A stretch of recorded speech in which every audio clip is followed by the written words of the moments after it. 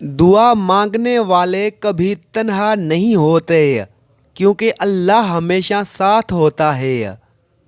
تمہاری ہمت اور دعا وہ دو طاقتیں ہیں جو تمہیں ہر چیلنج سے نکال سکتی ہیں۔ دنیا کی سب سے بڑی طاقت تمہارا ایمان اور دعا ہے۔ خدا کی طرف سے جو ملتا ہے وہ ہمیشہ بہترین ہوتا ہے۔ صبر رکھو۔ جب تمہیں لگے کہ کچھ نہیں ہو رہا تب یاد رکھو اللہ تمہارے لیے بہترین کر رہا ہے۔ یہ جو بھی مشکلات ہیں اللہ کے راستے پر چلتے رہو۔ سکون تمہاری تقدیر ہے۔ ہر دعا میں ایک طاقت ہے جو تمہیں تمہارے مقصد تک پہنچاتی ہے۔ جب دل میں یقین ہو تو دنیا کی کوئی طاقت تمہیں رکنے نہیں دے سکتی۔ ہر دعا کے ساتھ اللہ کی رضا اور حکمت چھپی ہوتی ہے۔ بس صبر اور ایمان رکھو۔ جو تمہیں چاہیے وہ تمہاری تقدیر میں آئے گا۔ جب تمہاری زندگی میں مشکلات آئیں یاد رکھو کہ تمہاری دعا میں وہ طاقت ہے جو تمہیں ان سب سے باہر نکال سکتی ہے۔ بس یقین رکھو۔ انسان کی سب سے بڑی طاقت اس کا ایمان اور دعا ہے کیونکہ یہی دونوں اس کی زندگی کو بدل سکتے ہیں۔ بس تمہیں صبر کرنا سیکھنا ہے۔ تمہاری زندگی میں جو بھی ہو رہا ہے اس میں اللہ کی بہترین حکمت چھپی ہوتی ہے اور تمہاری دعا اسی حکمت کا حصہ ہے۔ اے انسان ذرا غور کیجئے۔ میں پردہ شروع کرنے والی تھی۔ میں نماز کی پابندی شروع کرنے والا تھا۔ میں حرام کام چھوڑنے والا تھا۔ قبرستان نیک کاموں میں دیری کرنے والوں سے بھرا پڑا ہے۔ دیر ہونے سے پہلے ہی ہمیں قدم اٹھانا ہوگا۔ کبھی بھی یہ نہ سمجھو کہ دعا ضائع جاتی ہے۔ اللہ کے وقت پر اور اس کی حکمت کے مطابق وہ دعا ضرور قبول ہوتی ہے۔ جب تم دعا کرتے ہو تم صرف اپنے الفاظ نہیں کہہ رہے ہوتے بلکہ اپنے دل کی آواز اللہ تک پہنچا رہے ہوتے ہو اور اللہ تمہاری آواز سنتا ہے۔ زندگی میں ہر پریشانی ایک نئے آغاز کی طرف اشارہ کرتی ہے۔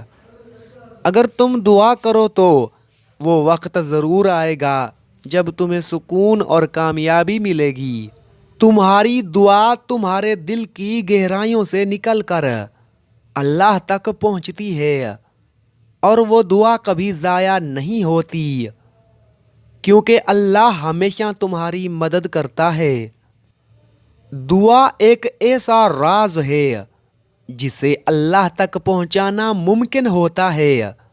جب تم اسے اپنے دل سے کرتے ہو تو تمہاری زندگی میں خوشیاں آنے لگتی ہیں۔ تمہاری دعا اللہ کے دروازے تک پہنچتی ہے اور اس دروازے پر کبھی ناکامی نہیں ہوتی۔ بس تمہارا صبر اور یقین اسے کھولتا ہے۔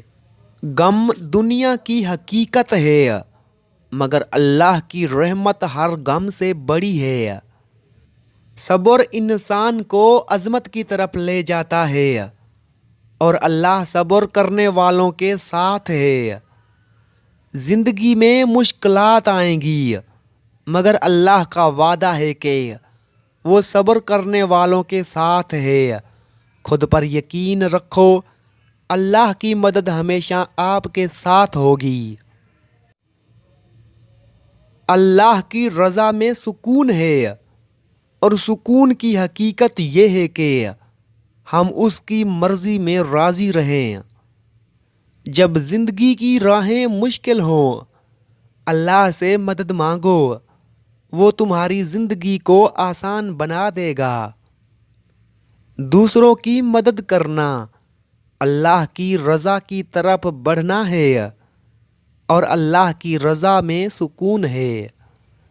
دکھ اور غم انسان کو اس کی حقیقت کا احساس دلاتے ہیں اور اللہ کے قریب لاتے ہیں۔ جب انسان اللہ پر ایمان رکھتا ہے تو دنیا کی ہر پریشانی چھوٹی لگنے لگتی ہے۔ غم میں بھی اللہ کی رضا تلاش کرو کیونکہ وہ تمہاری حالت سے بہتر جانتا ہے۔ دن کے وہ 5 لمحات جن میں کی گئی دعائیں کبھی رد نہیں ہوتی، سحری کے وقت، نماز کے بعد، جمعہ کے دن کی خاص گھڑی، روزہ افطار کے وقت، بارش کے دوران۔ دوسروں سے بڑھ کر خود سے سچی محبت کرنا سیکھیں کیونکہ جب آپ خود سے محبت کرتے ہیں تب ہی دنیا آپ کو وہ محبت دے سکتی ہے۔ اگر آپ اپنی زندگی کو بہتر بنانے کی کوشش کرتے ہیں تو آپ کا ماحول خود بخود بدلنے لگتا ہے۔ زندگی کی سب سے بڑی حقیقت یہ ہے کہ آپ جتنا اندر سے مضبوط ہوں گے، باہر کی دنیا اتنی ہی آسان لگے گی۔ کسی بھی حالت میں اپنے آپ کو کم نہ سمجھیں کیونکہ آپ کی طاقت آپ کے اندر ہے، بس اسے پہچاننے کی ضرورت ہے۔ دنیا میں سب سے اہم چیز آپ کا اپنا نقطہ نظر ہے، اس سے ہی آپ کی حقیقت بنتی ہے۔ ہم سب کی زندگی میں ایک مقصد ہوتا ہے، بس ہمیں اسے ڈھونڈنے کی ضرورت ہوتی ہے۔ زندگی کا سب سے بڑا راز یہ ہے کہ آپ جو بننا چاہتے ہیں وہ پہلے آپ کی سوچ میں ہونا چاہیے۔ زندگی میں جو سب سے زیادہ اہمیت رکھتا ہے وہ آپ کا سفر ہے، نہ کہ منزل۔ اللہ پر بھروسہ اور مسلسل محنت دونوں ہی کامیابی کا راز ہیں۔ ہر نئی صبح ایک نئی امید ہے۔ اللہ کی رضا اور اپنی کوشش سے کامیابی حاصل کرو۔ جو شخص اللہ پر ایمان رکھتا ہے اس کی زندگی کبھی مایوس نہیں ہوتی۔ اللہ کی رضا میں جو سکون ہے وہ کسی اور چیز میں نہیں۔ آپ کا مقصد آپ کی نیت پر منحصر ہے۔ اللہ کی رضا کے لیے کی گئی کوشش کبھی ضائع نہیں جاتی۔ صبر اور دعا سے ہر رکاوٹ دور ہوتی ہے، بس اللہ پر یقین رکھو۔ 7 عادتیں انسان کو رسوا کر دیتی ہیں۔ اگر یہ عادات آپ میں بھی ہیں تو انہیں چھوڑ دیں۔ نمبر 1، بد چلن سے دوستی کرنا۔ نمبر 2، دعوت میں بن بلائے جانا۔ نمبر 3، دوسروں کی باتوں میں دخل دینا۔